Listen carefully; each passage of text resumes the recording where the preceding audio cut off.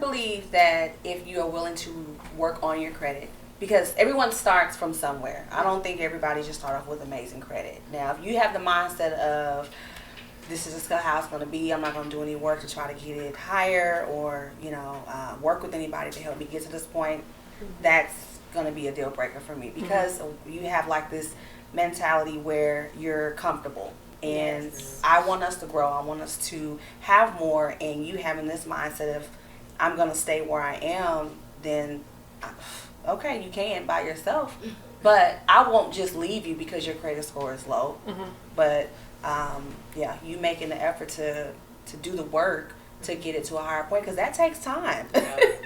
But me just leaving you hanging after you telling me you're going to do the work, that would be wrong on my part. But, if you're willing to do what you have to do, I'll stick with you, because I've started somewhere, and I would be very upset and heartbroken if someone decided to leave me because of where my credit score is.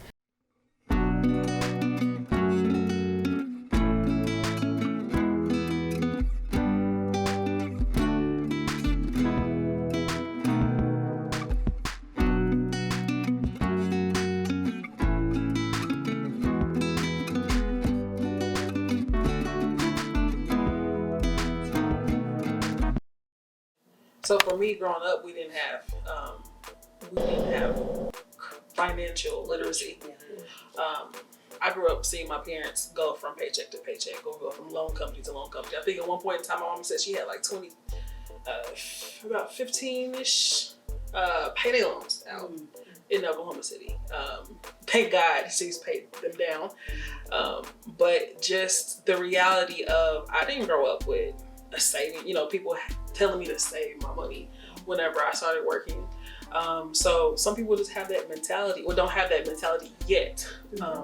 And I got so upset not too long ago. My parents bought a car, and I was just like, why'd y'all buy this car? For what?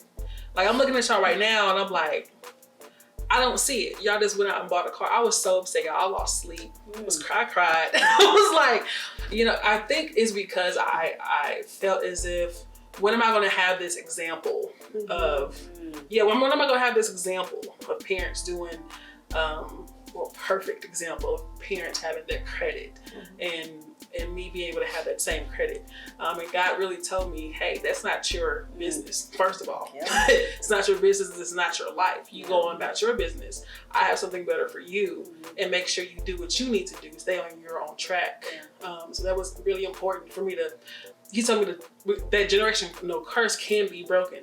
Period. Point blank. It's gonna. It can start with me. Exactly. It starts with you. It's gonna start. It's gonna start somewhere. You know what I mean? The last job I worked at, my supervisor had been with his girlfriend for 7 years.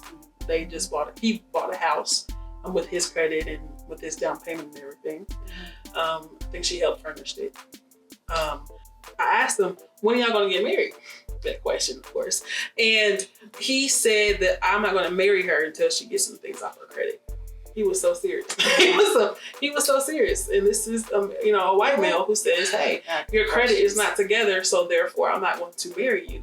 And they've been together for so long. I mean, they've been together for 7 years. But honestly, the highest percentage of people that get divorced now is because of financial issues. Wow.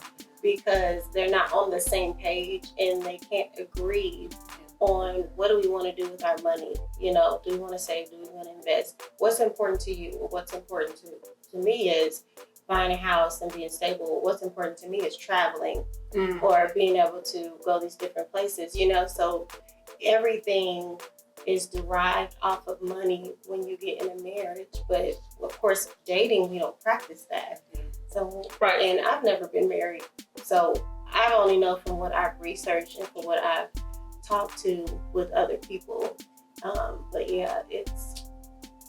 that's sad that they've been together for 7 years. For that long. But at the same time, I don't know. In 7 years, you might as well get married.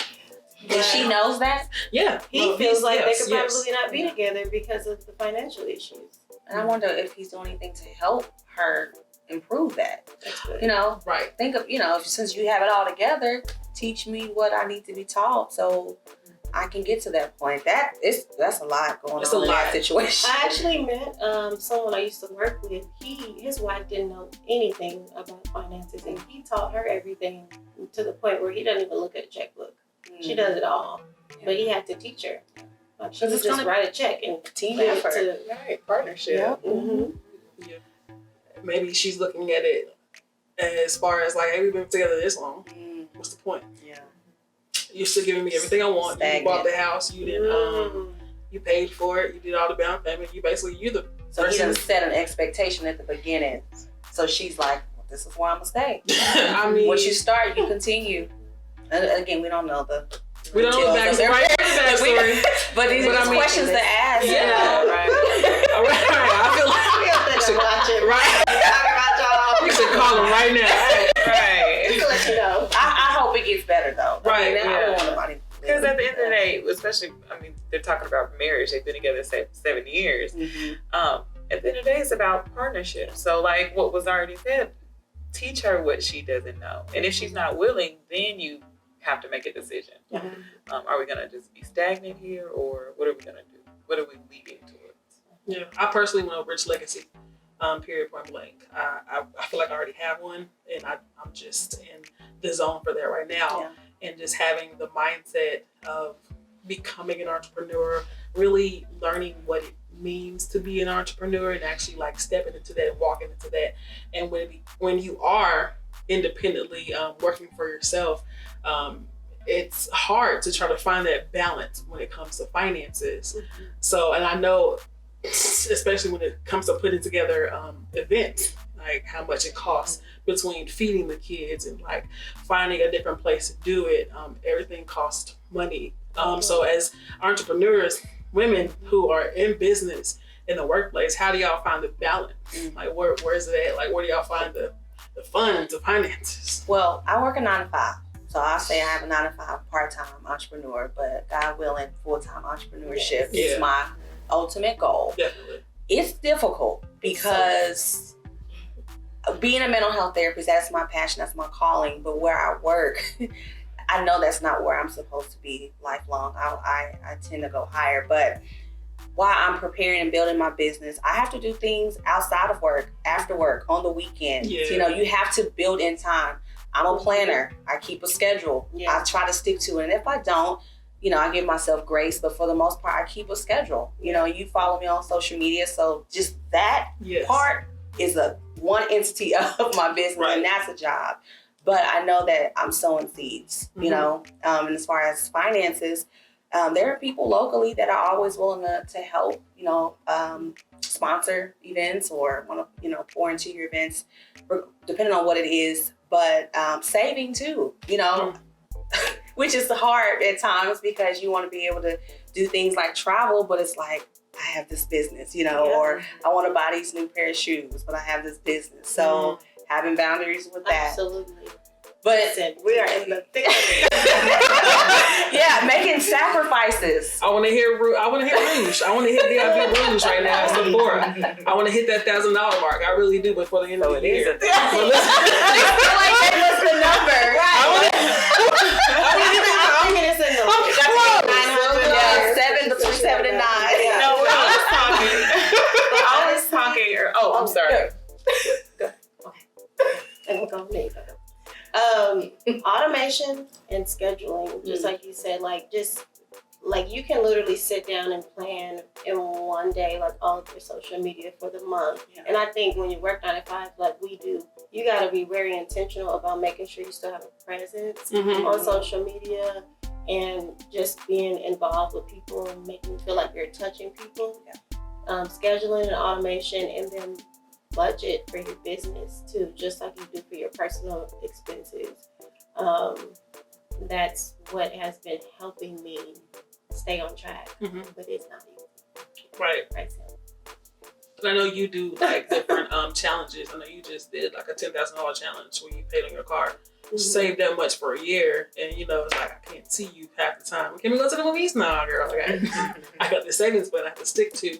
So you know I know it's hard, but it's attainable. Oh, absolutely. It's anything that's going to like an actual financial goal, anything like that. It's going to take time. My clients, I tell them all the time, like we're not ripping off of a Band-Aid. Mhm. We're actually healing things that have been habits and behaviors for the course of years and generations. That's good. So whatever your parents or your grandparents have dealt with, you also are dealing with now, and you have to learn how to cut those ties and mend that all together so that you can have a better future and for your kids.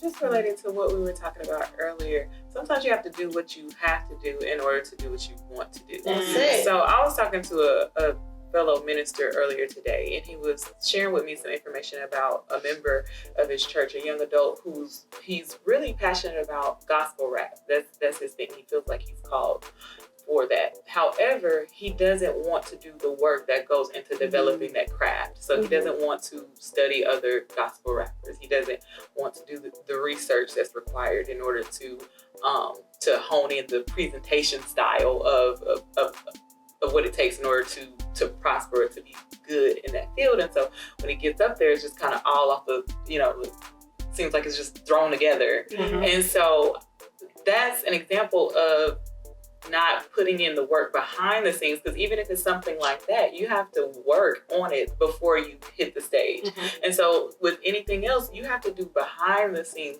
work. Your passion costs. Yeah. I guess is what I'm trying Yeah. to say. It costs to have a passion. Like me going to school, I'm not just doing it just because I want to. Right. Like it costs. It takes time. It takes dedication. It takes you, putting in long hours. It takes you doing what you don't want to do. But it's rewarding because it is your passion. Yep. So, and at the end of the day, it's worth it. If that's what God has put in your heart as far as your passion and what you desire, do whatever it takes, because it'll be worth it in the end. For him to put that in your path and to give you the opportunity to pursue it, it means that there's great blessings at the end of it. But it depends on your work. I think we cut off ourselves from some blessings because we're not willing to put in the work. So I believe that God will reward us if we work diligently with it. Definitely. Diligence. Also, favor ain't fair. Period. God does give you grace. He does give you mercy. And one of the biggest things too I battled with was, Lord, how am I going to get the followers? Mm-hmm. That's the biggest thing now. You have so many followers. That's cash. Your followers turn into cash. Yeah. And God was like, just do what you need to do, and I'll give you the followers. I'll send them to you. Well, I also want to add, because you're talking about rewards, and a lot of people, and even financially, I was a credit consultant once, and I was speaking with a woman over the phone, and she was having a difficult time paying some things off. The service that we provided, of course, cost a little bit of money, and she's like, the Lord is going to fix it. He's going to fix my credit. I said, well, He has the ability to do any and everything, but because you have created these issues that's on your credit, you have to take the steps and be responsible. And then maybe he'll send you a reward of something extra to help you get that even faster. Yeah. There's a difference between a gift and a reward. That's good. A gift is just given, but a reward, you have to do something in order to get it. And people don't like to look at God in that sense, but He likes to give you things when you're obedient to what He told you to do. When you're obedient. Yeah. Obedience, Lord. Obedience is better than sacrifice. Amen. Faith without works is dead. It's dead. Yes. Exactly. What work are you doing? Y'all hitting it, boy. Yeah. That's really good.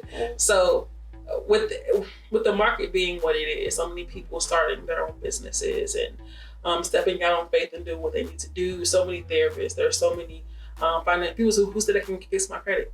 There's so many people out there who are working with kids and starting different organizations and things.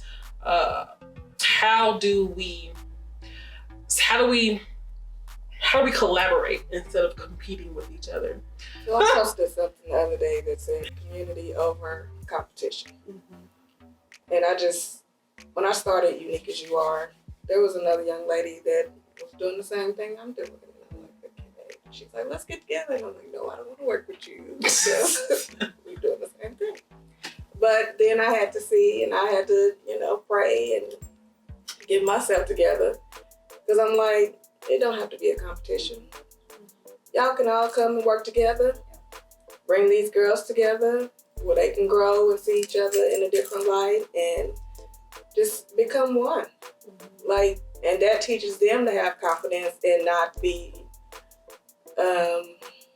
in competition with each other when they get older. Right. And not see each other as a comparison and things like that. So, I mean, I had to check myself when I first started it, because I was just like, how can I be better than this organization over here? But it's not about that. And it's not about me. It's about the girls and the youth within the community. So just do what the Lord is telling you to do and stop worrying about yourself and how you feel because of what they got going on. So, and then you gotta think, like, there's a gazillion, whatever people in the world. You know, like, I am fit to reach a certain people. You are fit to reach a certain people. And so I think as long as everybody's staying in their lane, we'll all reach who we're supposed to reach, you know. And not being afraid, like, I'm going to use our example, how me and Janae met, like at a faith-based women's conference. And so you're amongst women from all different backgrounds. And I think we might even talk about it in the conference, where you step in a room full of women and some women start to feel intimidated and lack confidence, and everything that you felt like you had, you just lose because you see a woman dressed a certain way or her makeup's done this way or she's fit or whatever the case may be. But we took it upon ourselves to introduce ourselves, state exactly what we've done, and connect right then and there. That was our first conference. Yeah. So her first time, my first time. We didn't know that before we introduced ourselves to each other. Just having the confidence to introduce yourself and not feel like right away, oh, she thinks she's better than me, or I think I'm better than her, because you already have the wrong mindset off the top. She may have something that can help my business grow that I have no idea about. Exactly. Or know somebody who knows somebody who can help me. And there you go. But you got to change your mindset from the jump about that. And I think we're all guilty at some point. And I think being honest about owning that, like, I don't want to work with her or work with him because we're doing the same thing. I think we have that thought, but then once we have that self-awareness and check ourselves about, okay, what could we do where it could help us collaborate and be bigger, or help me, or I can help her. So, you know, I meet people where they are. Sometimes people still don't want to work with me, and I don't take it personal. It wasn't meant to be, but at least I put myself out there to try to introduce myself and collaborate, especially if we're doing something for a greater cause, which is helping people. Yes. I keep thinking about the scripture, we're one body with many members. And so the body can't function as it was created to without the leg, you know, but the leg can't reach out for things without the arm. Right. The arm needs the fingers. And we all need each other. You know, especially as Black women, we all bring something to the table. We're all unique and have different things that we're passionate about that drives us. Even if we're doing the same thing, that person may be good at one portion of the business, whereas someone else may be good at this other portion, but in us together we could reach even more people. And so I think it's important for us to think of each other as just part of that body and how we can help others to fulfill whatever the mission is. Gotta work together. Like, nothing will go far when it's just you. That's selfish. You can only go as far as your own mind can think. When you get minds together, I know you know this because Delisa loves to put on mastermind sessions and just getting minds together and collaborate. That's when you can make magic happen, because I don't think like Katrina, and there's something that she has that we need. And vice versa. Okay. I never would have thought about it that way. Like, okay, let's do that, you know, and you own it and I own my part, and we just come together. And be willing to admit if you have, or you're weak in a certain area. You can't handle everything by yourself, especially if this business is big. You're gonna need a team at some point. You're gonna need some assistance. You're gonna need some help, and you have to be willing to admit to that. And if not, you need to go back and start there. And why do you feel like you can't accept help or ask for help, or feel or be envy of someone else who's doing the same thing? everybody's working too, as well as building their business. I just started a new job. Love it. Love my new job. It is awesome to see women in powerful positions. Mm-hmm. So there are women that are VPs who don't have degrees. Senior vice president, still a woman of a different ethnicity. And, I just look at walking into that building with just high expectations, knowing that there's high expectations, it's a high standard. As a Black woman, having to go in, having to have the mindset of, well, you have to be better than the next person because, this is what the standard is. So how do y'all feel walking into work every day, wearing your skin color and being a woman, like having to own each and every day, having to work harder, twice as hard? Ooh, that is good. I want to first say that it can be difficult at times. Some of the research that I'm doing within my program is African American women in the workplace and the challenges that they face.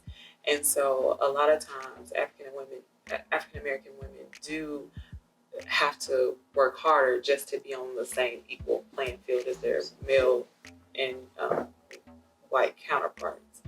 And so in order for that, I just feel like we're built differently. Like we do whatever it takes in order to get on the level that we need to be on. So if it means staying late, if it means coming in the office early, if it means being on more committees, if it means just marketing ourselves differently, if it means extra work, we end up doing and I think that's where the magic comes in too about us, because we're able to be in the home as mothers and families and multitask and have a business and work full time. We're able to manage all those different things, and because that is real, because we do start out, or at least research says we do start out as not being seen as the person that's ready for leadership. We're seen in society, as according to the research, as the ones who, when people visualize a leader of a company, of a university, or whatever it is not somebody with our face. And so I think it's important that we stay empowered with each other to, if my sister's getting tired, help encourage her, because we have to keep running the race to make sure those doors and those spaces are forced to have one of us at the table. Yeah. And when she's doing good, celebrate her. Yeah. Let her know she's doing her thing. Yeah. Right. Because you're paving the way for the next person who looks like you, so we can all feel like, okay, there's an opportunity. There's a chance. And if you see somebody coming up, mentor her. Yes. Like, ask her, hey, let's go have lunch. Let's talk about, let's put your plan together. How can I help you to be successful? That's good. I actually can speak to that because in my current position, I've been in my job for over 4 years in February. And when I started there, I was working on my master's in leadership. And so I always knew, like, God was like, you're going to be a leader. I need you to hone some skills. And so this job was a pathway for me to learn. And I'd have people come up to me and oh, what's your name? Oh, you have a degree? Oh, really? And it was always more like, of course, the white males or even white females. And it always surprised me that how I was looked at was not of caliber to have a degree and to be in a leadership position, because I moved up very quickly. So as an agent to a manager in training to then a manager, to then the number one sales coach manager for quarters on quarters. And they're like, who is this person? But when you put your mind to something and you work towards it, doesn't matter what color you are. Do we have to work harder? Yes. I even had my site director talk to me about that. He said, well, you always got to work 10 times harder to show yourself. And he related it to himself because he's a short white male. And I was like, well, there's no relation. To me being a white, to me being a Black female, you just being a short male. Like, I was like, okay, but I was just like, let's sit there. But it's difficult now. But we have the ability to pull people up, not only Black females, but Black males too. And now our site is so diverse because they see like, okay, we do need diversity, and no other site in the organization has that diversity but our site, which I think is powerful from just what I've been able to do, but what God has helped me do there too. Man, y'all have really helped me today, and I really, really, really appreciate y'all. Some beautiful, amazing, talented, smart ladies, and I really appreciate, from the bottom of my heart, I really appreciate y'all. That wraps it up for us. Y'all did amazing. I appreciate it. Well, thank you. Thank you.